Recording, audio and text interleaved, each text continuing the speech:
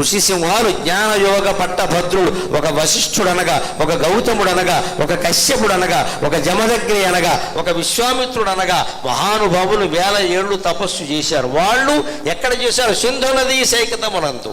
భారతదేశంలో ప్రధానమైన నది సింధు నది. మన కర్మ కొద్దీ ఈవేళ పాకిస్తాన్లో ఎక్కువ ప్రవహిస్తోంది. ఇక్కడ సింధు నది సైకతాల్లో, బ్రహ్మపుత్ర గుహా నికేతనాల్లో, బ్రహ్మపుత్ర నది దగ్గర ఉండే గుహల్లో మోగింది ఆర్య సంస్కృతి, భారతీయ సంస్కృతి. అక్కడి నుంచి అంతటితో ఆగల. అది అడ్డుసుడిగా మరలి ఏదో తుఫాను గాలి మళ్ళినట్టుగా మళ్ళీ హిమాలయ పర్వత పంక్తిని పునాదులు అదిరిపోవునట్టు ఢీకొని హిమాలయ పర్వతాలను ఢీకొట్టి అక్కడి నుంచి రయ్యమని దక్షిణాపథంబుగా సాగి దక్షిణం వైపుకు మళ్ళింది. వింధ్య పర్వత పంక్తిని ఒక్క పెట్టు పెట్టి వింధ్య పర్వతాన్ని ఒక్క పెట్టు చెంపబెట్టు పెట్టి ఆ పైన మలయాత్రిని ఒక్క తన్ను దాన్ని కేరళ దగ్గర ఉంది మలయ పర్వతం. ఆ మలయ పర్వతం వల్ల ఒక తన్ను దన్నింది. అంటే సింధు నది దగ్గర పుట్టినటువంటి నాగరికత హిమాలయ పర్వతాలను దాటి దక్షిణంగా సాగి వింధ్య పర్వతాన్ని దాటి మళ్ళీ ఇంకా దక్షిణంగా వెళ్ళి మలయ పర్వతాన్ని సాగి యావత్ భారతదేశం ఒకే ఒక సంస్కృతి ప్రసరించింది, ఒకే ఒక సంస్కృతి ప్రసరించింది.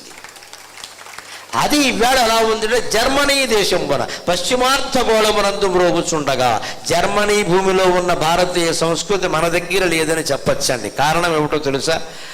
మన పూర్వ శాస్త్రాలని మనం పురాణాలుగా భావించాం, వాళ్ళు శాస్త్రాలుగా భావించారు. ఇక్కడ విమానయాన శాస్త్రం, ఇక్కడ ఋషులు కనిపెట్టిన అనేక విషయాలు, అణువుల మీద జరిగిన పరిశోధన గ్రంథాలు, ఇక్కడ ఇవన్నీ వాళ్ళు బౌద్ధుల ద్వారా తీసుకెళ్లారు. జర్మనీ జపాన్లో ఉన్నది బౌద్ధ మతం, కానీ వ్యాపించింది హిందూ సంస్కృతి. ఆశ్చర్యకరమైన విషయం అది. ఇక్కడ బౌద్ధులు ఇప్పుడు బౌద్ధ మతం ప్రచారం ముఖ్యం. ఎక్కడ ప్రచారం కోసం బౌద్ధ సన్యాసులు వెళ్ళేవారు. వాళ్ళు ఇక్కడ హిందూ గ్రంథాలన్నీ పట్టుకెళ్ళేవారు. అవన్నీ వాళ్ళు అక్కడ చదివారు శుభ్రంగా. వాళ్ళు ఉండే శాస్త్రీయ విషయాలు నేర్చుకున్నారు, పరిశోధన చేశారు, కొత్త వస్తువు కనిపెట్టారు. మన కర్మగాలి, అది ఇప్పుడు జర్మనీ వాడి పేరు మీద ఉంది, మన పేరు మీద ఉండవలసిన వస్తువు.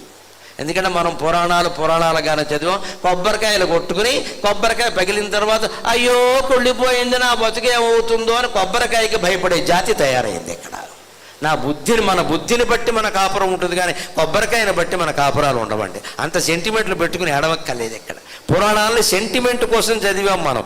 వాళ్ళు ఎందుకు చదివారు? శాస్త్రీయ విజ్ఞానం కోసం చదివారు. ఇవాళ జర్మనీ జపాన్ వాళ్ళందరూ బ్రహ్మాండమైనవన్నీ కనిపెడుతుంటే మనం నోరు వెళ్ళబెట్టి చూస్తున్నాం. ఇక్కడ నోరు వెళ్ళబెట్టి చూస్తున్నాం. మళ్ళీ ఆ హిందూ ధర్మాన్ని, హిందూ సంస్కృతిని, భారతీయ సంస్కృతిని నిలబెట్టుకుని మన ఋషులందరినీ శాస్త్రవేత్తలతో సమానంగా గౌరవించి మన పురాణాలన్నింటినీ శాస్త్రీయ గ్రంథాలుగా భావించగలగాలి. అందుకోసం యువతరానికి అందరికీ నేను నమస్కారం పెట్టి కోరుతూ ఉన్నా, మళ్ళీ సంస్కృతం నేర్చుకోండి. బాగా మాతృభాష తెలుగుతో పాటుగా సంస్కృతం నేర్చుకోండి, దాన్ని శాస్త్రీయంగా అధ్యయనం చేయండి, అందులో ఉండే వైజ్ఞానిక విషయాలన్నీ గమనించండి. నేను చెట్టుతో మొదలు పెట్టాను, ఋషులతో ముగిస్తూ ఉన్నా.